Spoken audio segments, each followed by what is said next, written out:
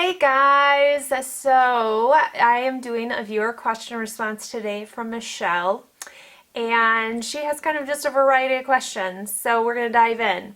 She says, can you, the funeral directors, tell a time of death? If so, does it help in prep or talking with the family? We don't pronounce the person dead, but we can tell, I think, from temperature a lot of times, just feeling, and also from where the body is kind of in rigor, a little bit of a timeline of when they've died. I mean, if they're super warm, they're going to have just died typically within a few hours.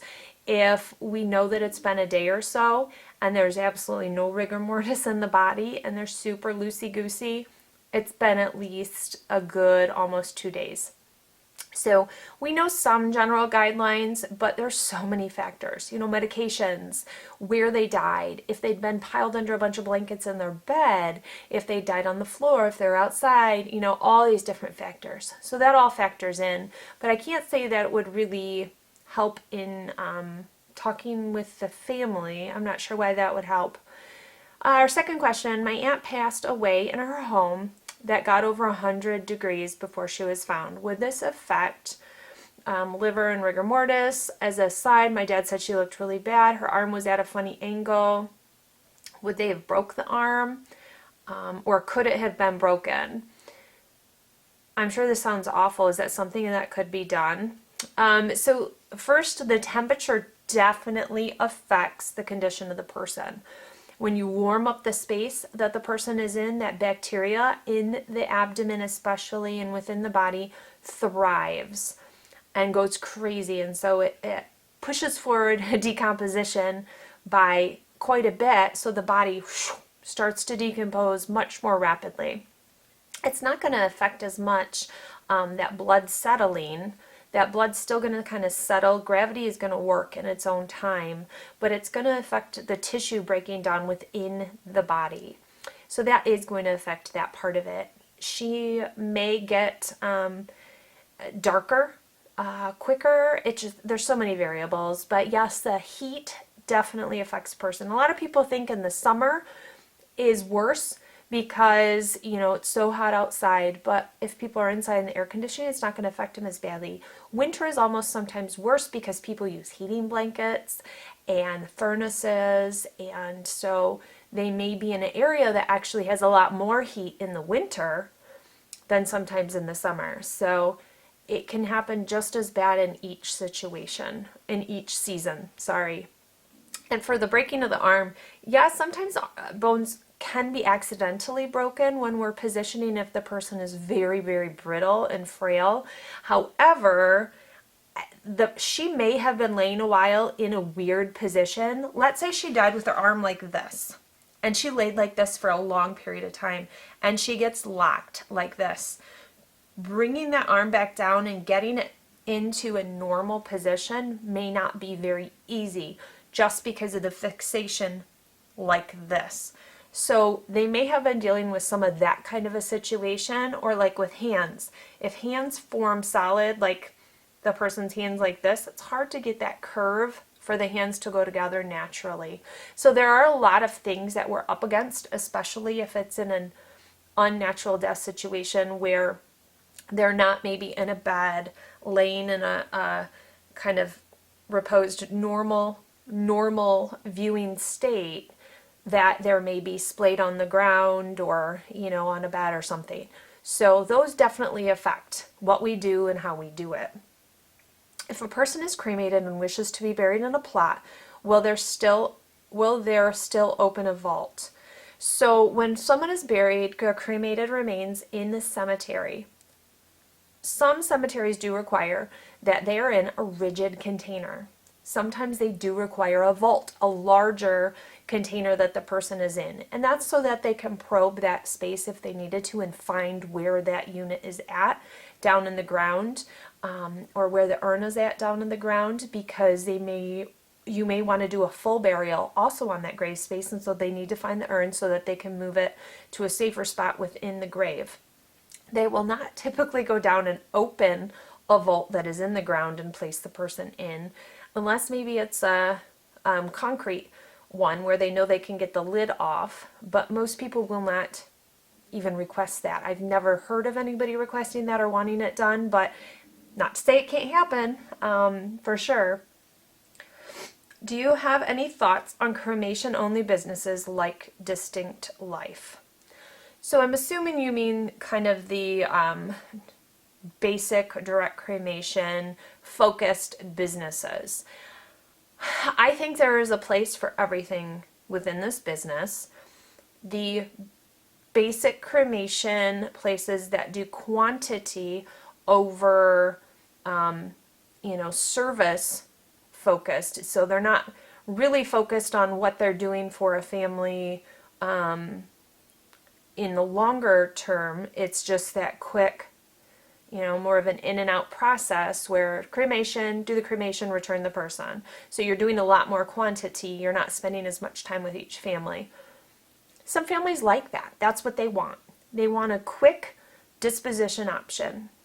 They want really inexpensive, and those places have very low overhead because they don't have as big a space usually. They don't have as big a staff. They don't have the staff members spending as much time with them. They don't have the vehicle fleet usually that a full funeral home has. So there's a lot of different things to that. Some are run as online only places. You never actually meet with a person. You fill everything out online and then they mail the person to you.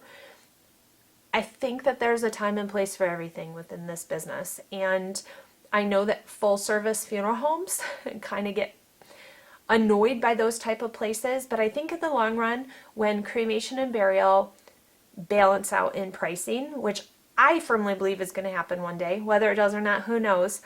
But I think people shouldn't have to choose disposition based on financial. I think everything should be on the same kind of level, so you can choose what you want based on your what you want to do, not based on cost. So I think some of those places are a little fly by night where they pop up and people think they're going to get all this business and they get an influx, but then they realize over time you actually have to do a huge volume to make money when you're going to do it at such a cheap basic pricing. So, as long as they're above board, they're doing everything legal, I can't really say I have any problems with them. As long as they're serving families and the families are getting what they need. But I think some families realize that they need a little more hands-on after they've done it one time with some of those businesses. So it just depends on those businesses. They're all run differently. They're all done differently. And some are not great, but some are wonderful. I think we have one more question. Generally speaking, are funeral directors pressured by corporations that own the funeral homes to make a sales quota? I would like to do some planning, but I do not wish to deal with high pressure sales. So here's the thing. You do have corporate run funeral homes. I don't know that there's as much pressure in some of them for sales quotas as just for, just trying to definitely extend your services with a family. If they're going to have a memorial service, try to offer to them your facilities, try to offer to them, the merchandise you have available, but not so much, hey, you have to buy this more expensive urn or casket. There's places you're going to go that happens. I'm not going to say it's not going to, but it is. There's places that are run solely on commission for funeral directors. And I think it is the absolute worst setup because you are creating this competitive, combative staff situation in a time when everybody should be on board serving the family solely and not worrying about who's making money off what and who can make more. It should just be on service and taking care of a family and their customer experience, and it shouldn't be on the revenue from them and what you're going to make so that you actually make a paycheck based off of what you can get them to buy.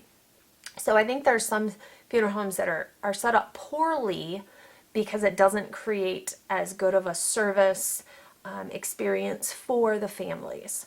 But you're never going to know until you go into a funeral home what kind of situation you're going to encounter and what kind of experience you're going to have. If you don't like what you're experiencing, just say, I don't know that this is the right fit for me. I'm going to go meet with somebody else, or thank you for your time, I'm out of here.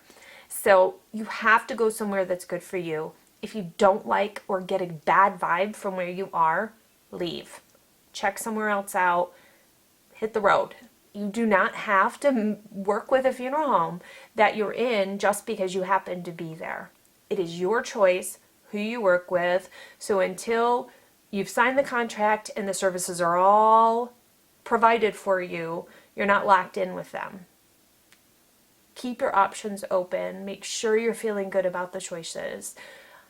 Either if it's for yourself or for your loved one, make sure you like the people that are caring for your most valuable people. And that's the deceased that you're bringing to them. So make sure you're making good choices. So thanks, Michelle, for the questions. Keep them coming, guys. Talk to you soon.